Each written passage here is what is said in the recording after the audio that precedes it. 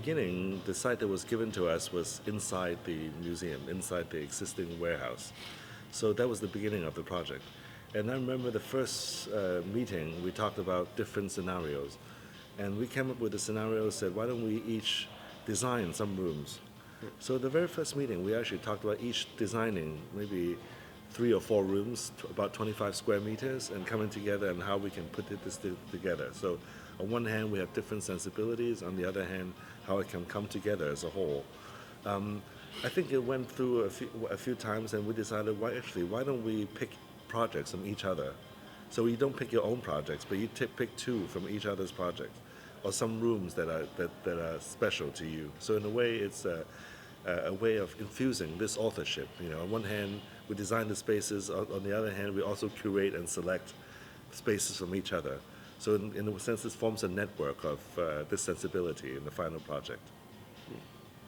Yeah, and also important is that Diogo at the time, he asked us to do something about authorship and form, which is something that architects talk on a daily basis, but when somebody comes to you and asks you that, you don't know very well what to say and what to do. So, as Mark said, we started with now looking back, some arbitrary forms, because we are forced to design something especially for that event. And then when came up this idea of dealing with the buildings that are already done, that are existing spaces, everything turned so clear for us, because then you just had to choose something from somebody else. And then you had a second work, which was to put them together, making sense, which is in a way what you feel when you arrive there.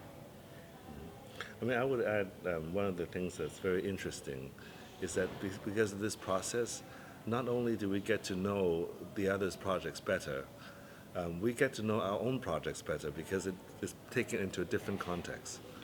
So although we know our own projects and our rooms very well, but when it's situated next to someone else's projects, it becomes something else. Yeah, I think also there's this point of view, and there's also another point of view which you can say that you are reproducing a space that exists already, but when you reproduce it in another context and with other relations with other spaces that have never been together, the space becomes another thing, and that is also interesting because, for instance, when yesterday I was with Mark and I was asking him, what do you think about the space? And he said, well, I never thought it was so big.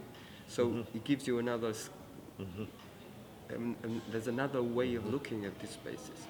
Although they are represented in the real scale because they are one-to-one scale. And for me, it's the same when I look at my spaces, which I know them very well, it's no longer the same space, it's another thing.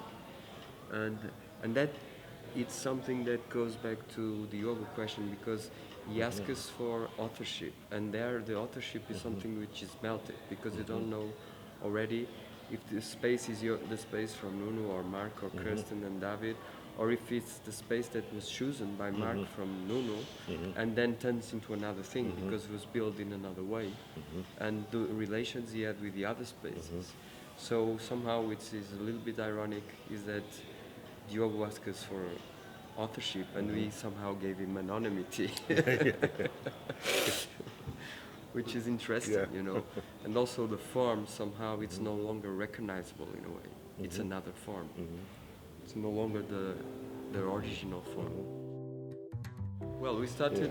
Each one of us made a selection of our buildings, and we put them on the table, and we gave them. And then each one of us from these projects, it was like I don't know, 6 or 7 or 10, I don't know. Then there was the selection with criteria of each one of us, But there was first there was a kind of a map of several buildings of each other, and then each one made made this kind of he curated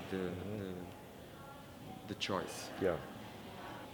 Now it's also interesting. We're like maybe we're an American office, in our office maybe some of our work is quite relatively exuberant, or geometrically exuberant. And it's funny, when I look back at the chart of who chose what project, I realize the projects I chose were very small, very subtle rooms that I'm always curious of the scale. And then Nuno chose like the larger spaces. Well, when I for instance, I choose the orders courtyard from office, and I choose the view house. I really wanted, because they have something similar, which is one is a vertical open space and the other one is a horizontal open space. And I wanted to experiment this, how they, and then they are together, you know, there's a link between both. And I wanted to understand what's the spatial feeling that could cause. And I think in a way I was right, because it's so powerful. Yeah. And when they put them together, and especially the view house from the room from the view house towards the river, I think it's an incredible experience. And then when you go to the orders courtyard and you have this, you know, very exquisite spatiality with between a wall with windows and the sky, it's so well. It's something somehow original, I think. Yeah. That's what I wanted to test. And Also because I don't have in my project spaces with this scale, so I wanted to. It was a question almost of curiosity in a way. Yeah. And I think as the project at the end, as an ensemble, I mean, seeing it and experiencing it in person, on one hand, you have the level of surprise, like Nuno mentioned, at the scale of the project. On the other hand, was also the surprise of the ensemble. Like, for example, the view house that the one in Chile that was not built for me, that looks out into the river. That space, I somehow knew everything about the space. But what was unexpected was when the space is next to a space by Nuno that tapers, itself a beautiful, very powerful space. And just being next to each other, you walk from one space to another, or walk from the first space to the next. And this kind of spatial spatial drama, you know, didn't expect, or how that space was next to office courtyard, you know, this kind of unexpected juxtaposition actually changes the nature of the space a lot. So this is something that I didn't expect until you walk through the final project. Yeah, I think it's also this goes also into a thing which is, I think it's really important, which is in a way I think we have done a building in the end. I look at it and I think this is not an installation. This is not artwork, this is a building, this is architecture, you know, because it has everything. It has space, form, it has technique, because we had to deal with technique to put this up, you know. But then there's an ambiguity, which I think is very beautiful, which is you recognize very well each space in its individuality, character. But then when you walk through, like Mark was telling, there's all these feelings, but there's also the feeling of fluidity, you know, which is very nice. And so there is this dialectic between you have a very recognizable geometry of each space, and then you can feel it as a continuous fluid space. I think the continuity is important, because all the projects existing in the real site and sites are different. But when it's abstracted and also the construction brings it together, it becomes like one project. You know, I really see it's like all the ingredients are from different projects. But we begin to cook together. I think the construction, you know, how you have to embrace for the wind, and all these things actually make it into one building.